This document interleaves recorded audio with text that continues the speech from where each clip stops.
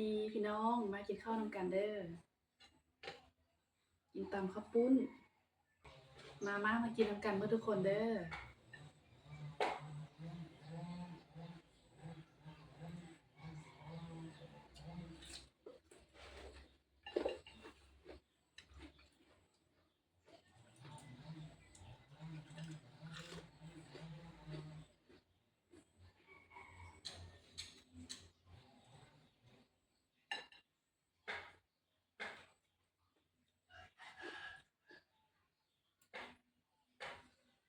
มักเล่นนี่หน่อยงาม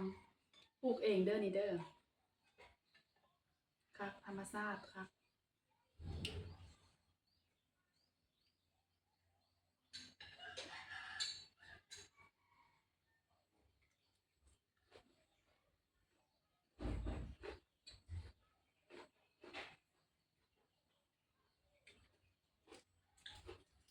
หาก็เลิกเรียกมาอยากกินเผ็ดๆส้มๆ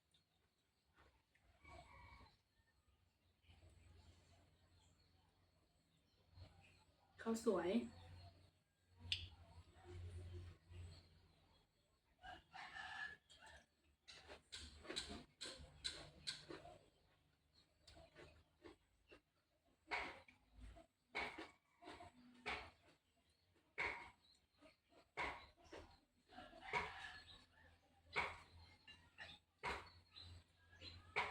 ฝนลินหมดมือเลยมื้อนี้น้ำที่ท่วมบ้านแล้วทุกคนเลย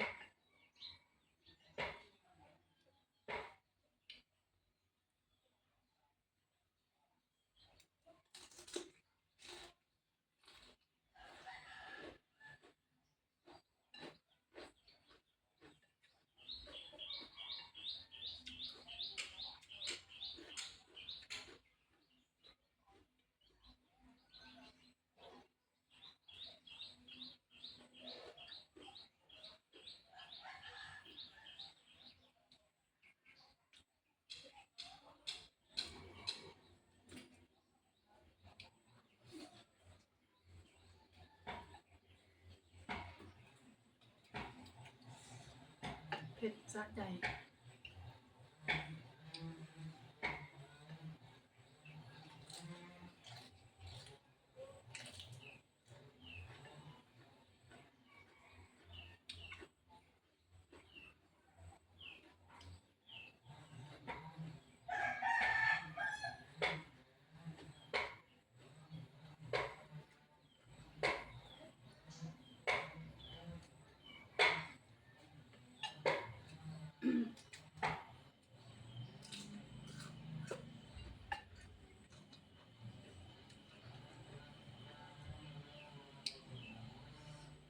เผ็ด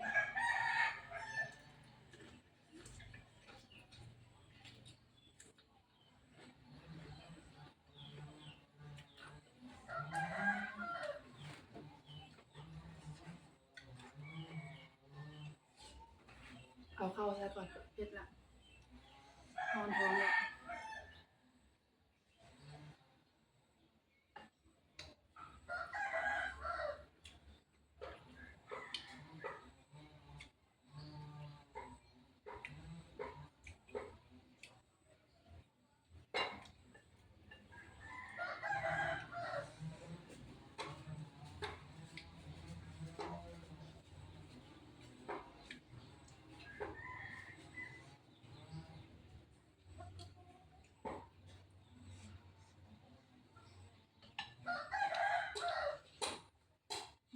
ฝนแห้งๆ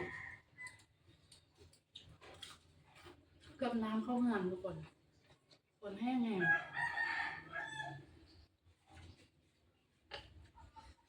ก็จะแจ้งการเมื่อคืนนี้ อีกน้อยเดียวน้ำล้นฝั่งเพราะว่าซิงค์เงินซิงค์แคมน้ำสั่นนะอีกน้อยหนึ่งล้นฝั่งแต่ว่าดีแต่ว่าเดี๋ยวนี้เอาฝนเซาแล้ว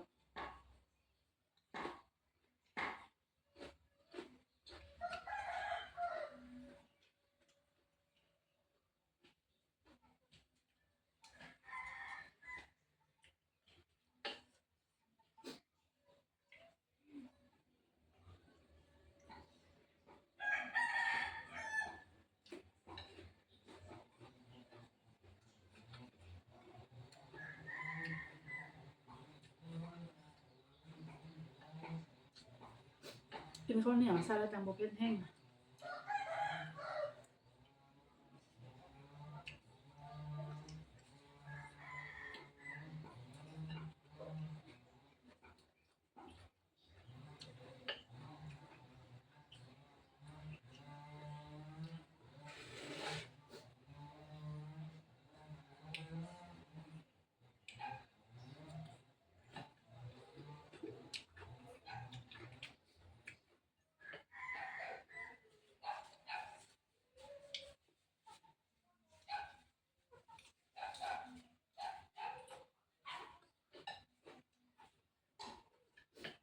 ครับ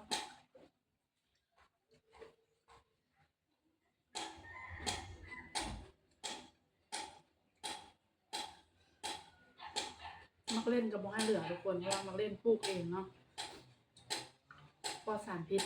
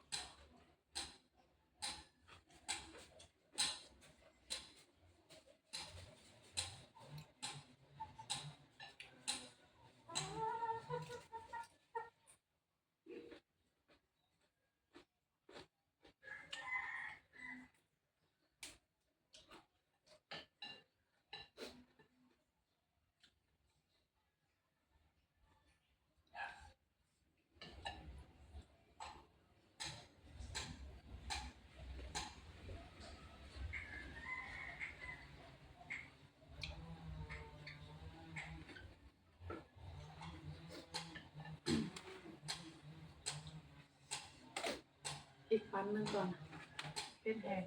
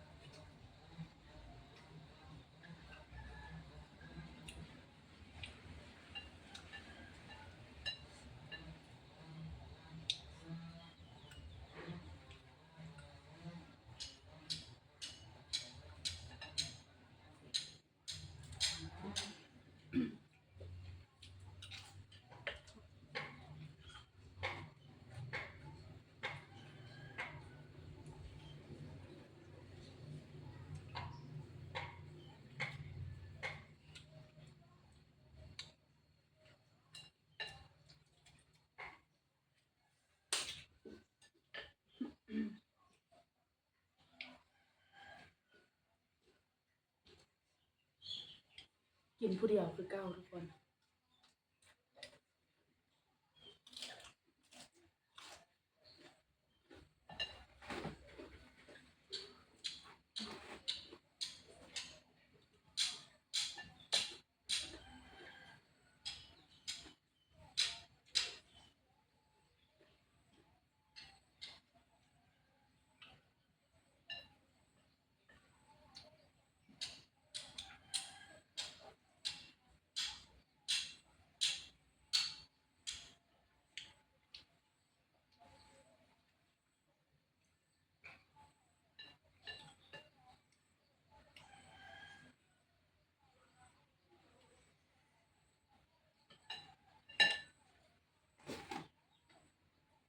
สักมีคำหนึ่งก่อนเผ็ดแห้ง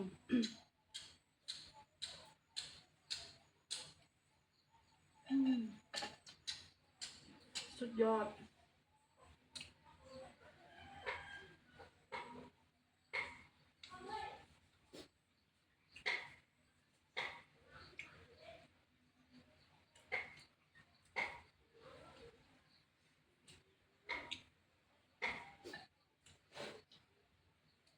แซ่บหลายแซ่บหลาย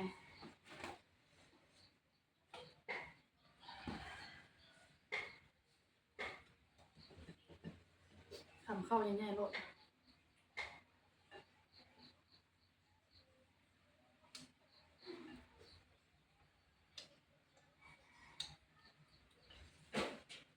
อิ่มแล้วบ๊ายบาย